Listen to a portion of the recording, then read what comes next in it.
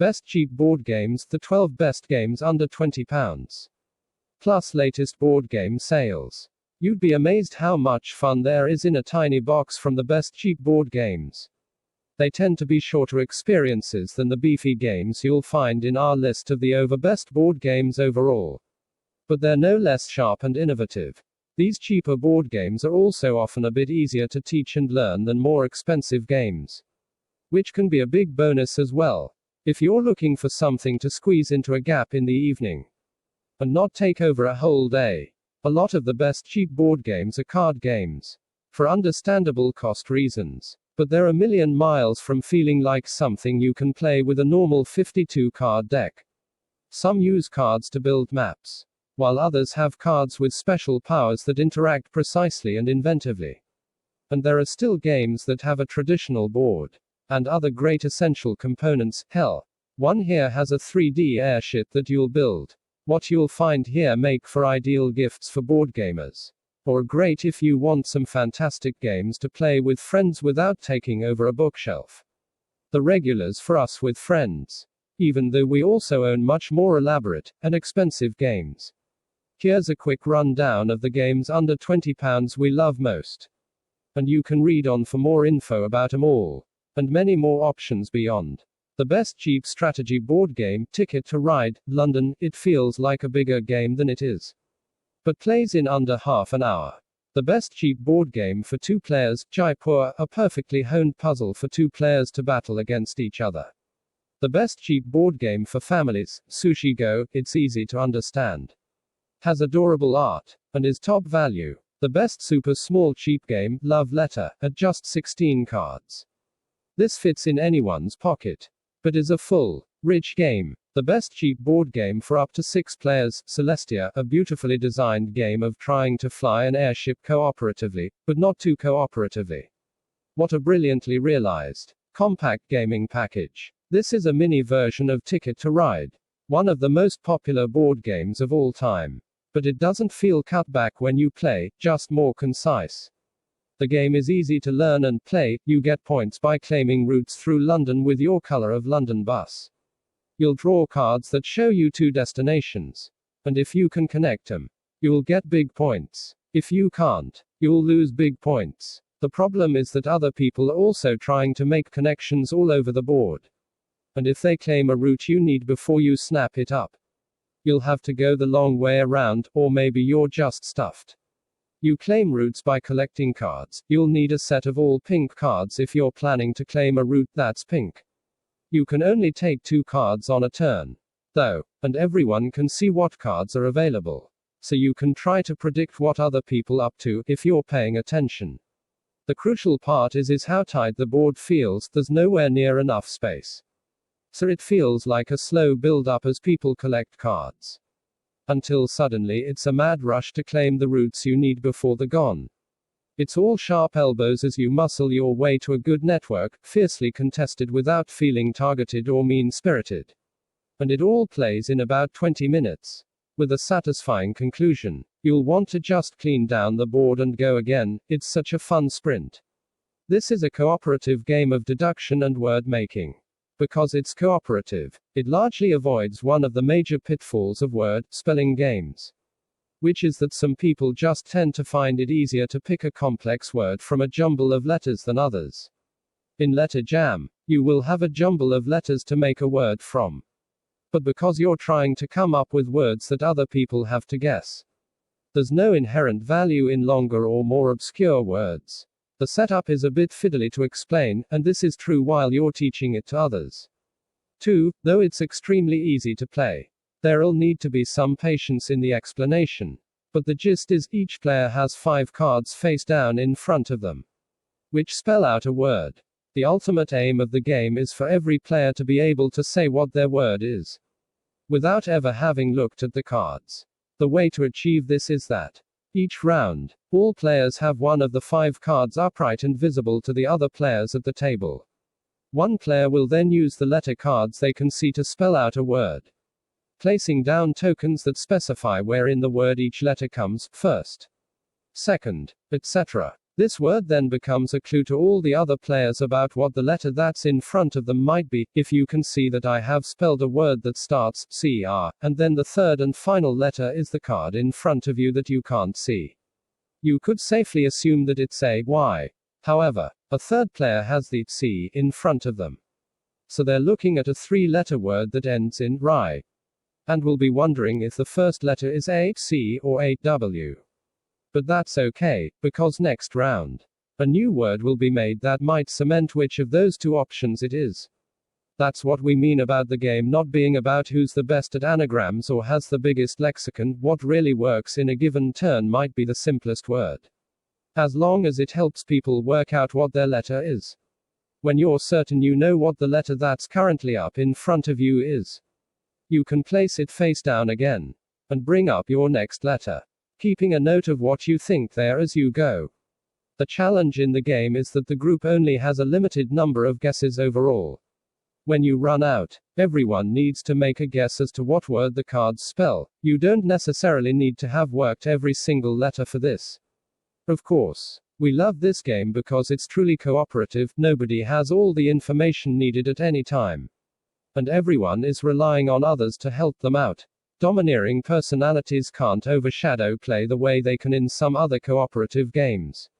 You can also make it harder or easier as needed, by changing the length of the face-down word in front of each player. Love Letter's theme of being suitors of a princess is very flimsy and fluffy. Maybe because it wouldn't be as appealing to depict what this game really is, a brutal series of 2-minute knife fights. There are only 16 cards to play with in the first place, and a random one is actually left out of each round.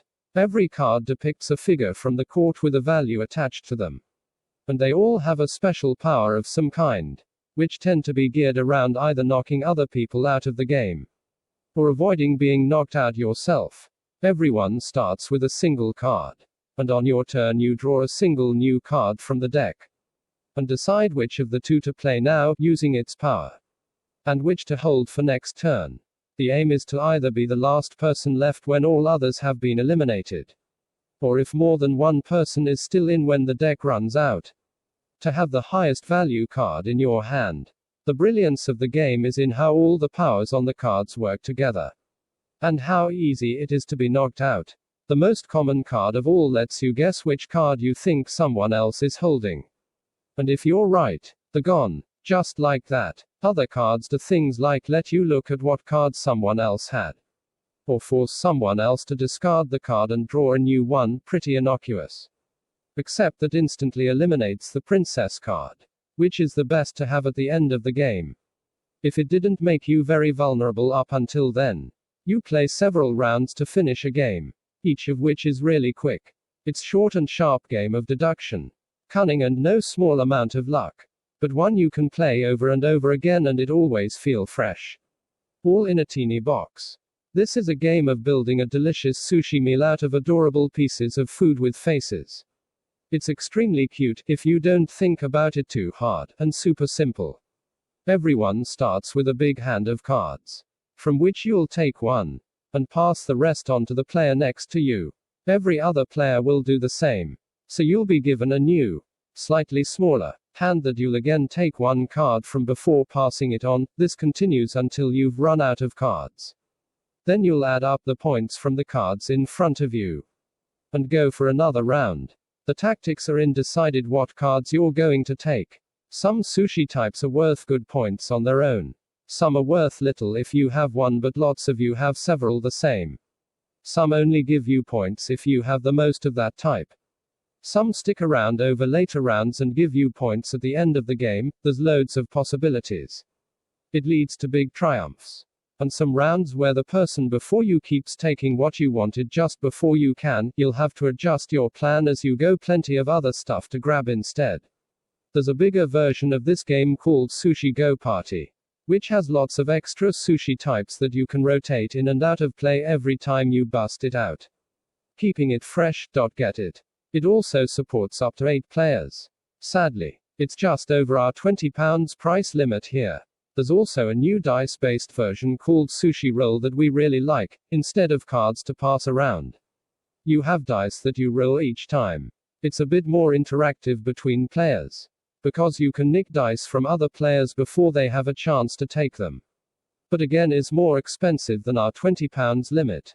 Exit the room is a whole range of games, there are 13 in total, that are designed to give you the escape room experience at home, each is based on a different theme.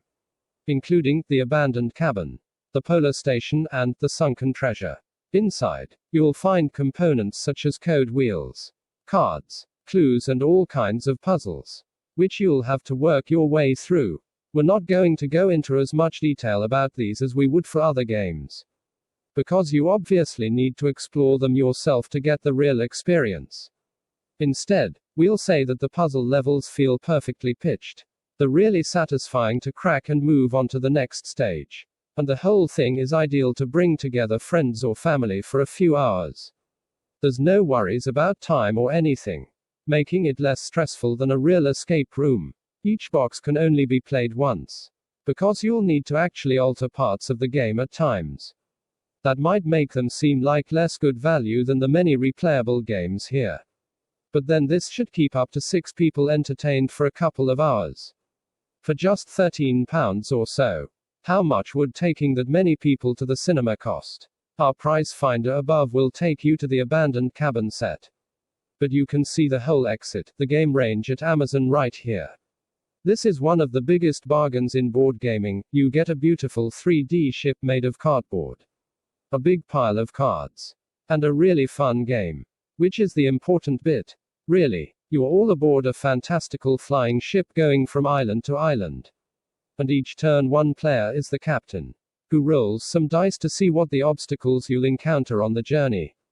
To make it to the next island, the captain needs to have cards in their hand matching the symbols on the dice. They'll discard them to move on if they can. Otherwise the ship crashes, after the dice are rolled. But before cards are played, everyone else on the ship gets to decide whether to get off the ship and pick a treasure from the island, or whether to stay on and risk whether the captain will be able to beat the dice or not. The further the ship travels, the more each island's treasure will be worth.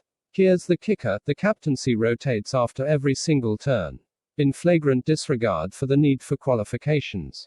And the captain isn't allowed to get off. And there are also power-up cards people can play, which can both help and hinder the current captain, or can even save you, and only you, from a crash. After every crash, you go back to the start of the islands and keep going until someone gets enough points to win.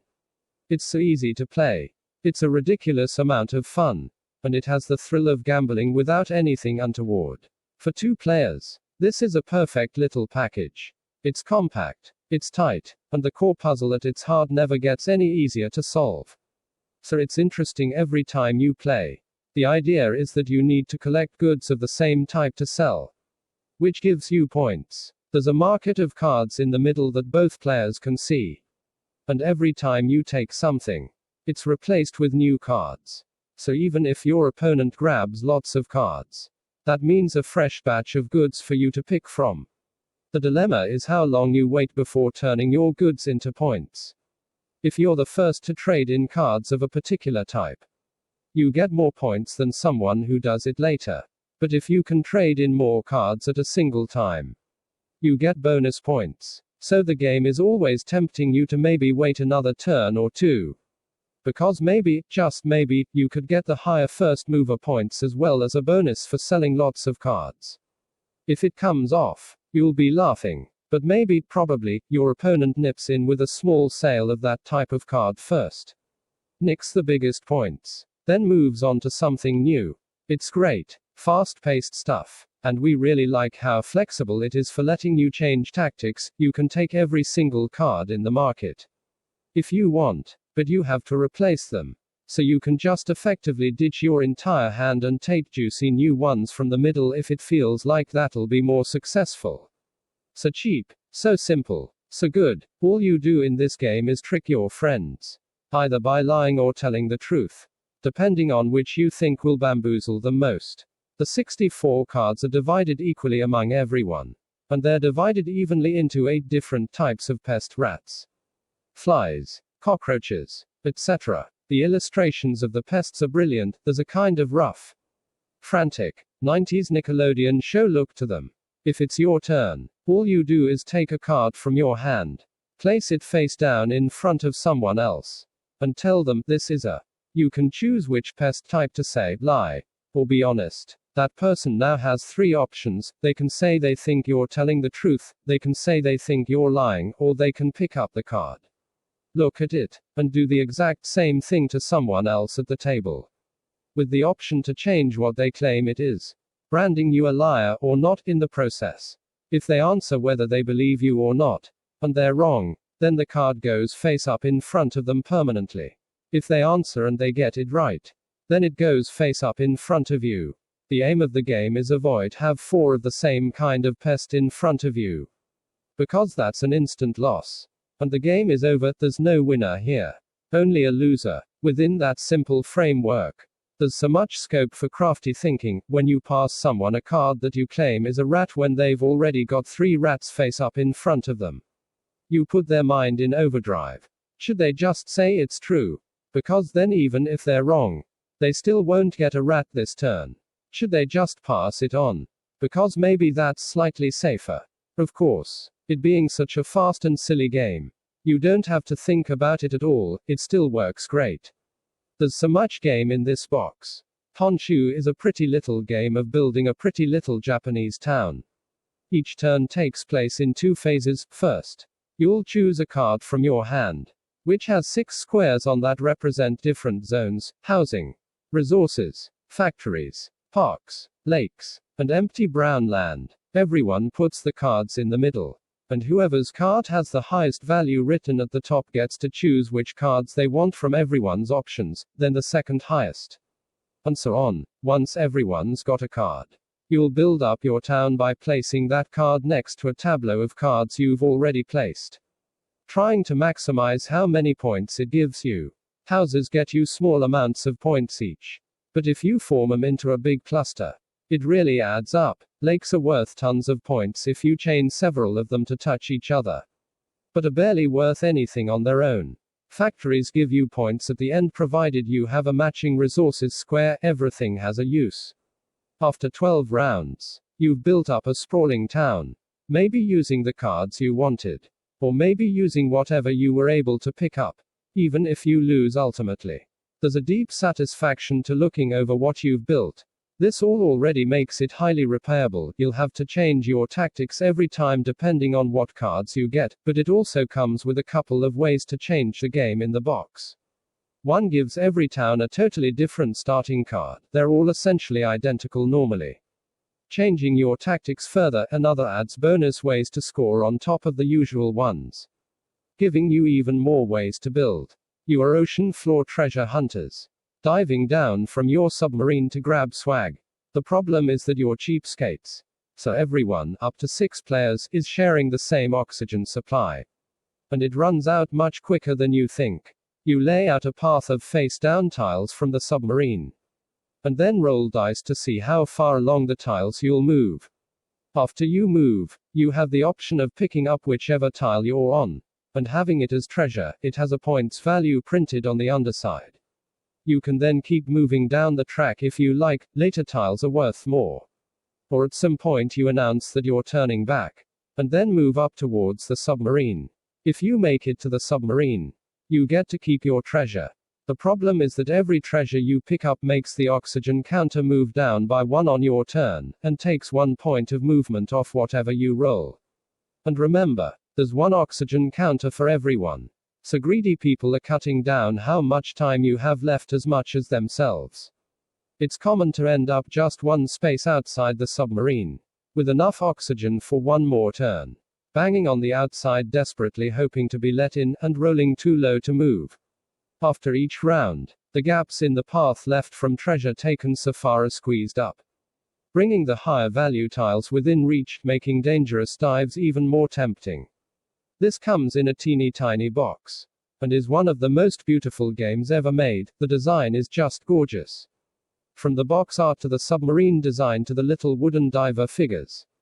It's been a favorite of T3 for years. We had to get it imported from Japan after it was a hit in the local game scene there, which cost loads. You can get it from Amazon for a song. You lucky treasure hunters. Another very small game, This casts you all as dwarves digging a mine to find gold nuggets. You all have hands of cards with paths drawn on them. And on your turn you can lay next to existing path cards to make a route from the entrance to the 3 end cards. One of them has the all-important gold. But you won't know which at first. However, one of you might be a saboteur, who only wins if everyone else loses, and who'll try to block you off with dead ends and rock falls, and by breaking your tools so you can't lay cards. If you work out who the saboteur is, you can try to neutralize them, but some people will end up acting suspiciously even if they're not the saboteur.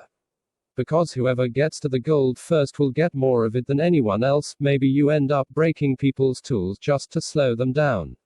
So you get to lay the final card. It plays up to 10 players from one little box. And the amount of saboteurs scales up too. So it's actually most interesting at higher player counts, where some saboteurs might be openly ruining everyone's day, while others are still pretending to be friends, biding time to turn on the legit players. It plays quickly. There's a great level of intrigue, and takes about 2 minutes to learn. It's a worthy addition to any board game collection. Oh, you're the toughest adventurer. We all know that. You can definitely defeat a dungeon full of monsters. No worries. But can you do it without your shield? Yes. Okay. Without your sword? Well, Maib. This game is a bravado balancing act. Each round, one of the players will have to take an adventurer on a run through a deck of cards filled with monsters, seeing if they can get all the way through without losing their health. Succeed, and you get a point, just 2 points to win. Fail and you lose a life, just 2 losses and you're out. But all this occurs at the end of a round, and what happened before determines whether it will work out or not. The first part of the round is players taking turns to pick up a monster from a deck of them, looking at it secretly, then deciding whether to put that monster into the dungeon, or keep it out of the dungeon. But if you do the latter, you also have to remove one piece of equipment from the adventurer. Some gear gives them more life. Some kills certain monsters with no damage taken. Some has other powers. If you think things are looking too hairy, you can pass at any time, removing yourself from the round. You won't gain anything this round, but you won't lose anything either. The last person who hasn't passed will be the one taking the adventurer through the dungeon, flipping over monster cards, with each one either damaging the adventurer or being killed. It's surprisingly tactical and thrilling, which isn't an easy combination. You can bluff, sort of, by keeping a very high damage monster out of the dungeon, and removing the one piece of equipment that could kill that monster, to everyone else. It will look like you're making the adventurer very vulnerable, but you know that actually it balances out. And then you all get to watch someone make the run, yelling when a really weak hero somehow makes it through with 1 point of health left, or cheering when a tricked out hero is laid low by a dragon, and feeling smug that you withdrew from the round at just the right moment. Text source, t3.com.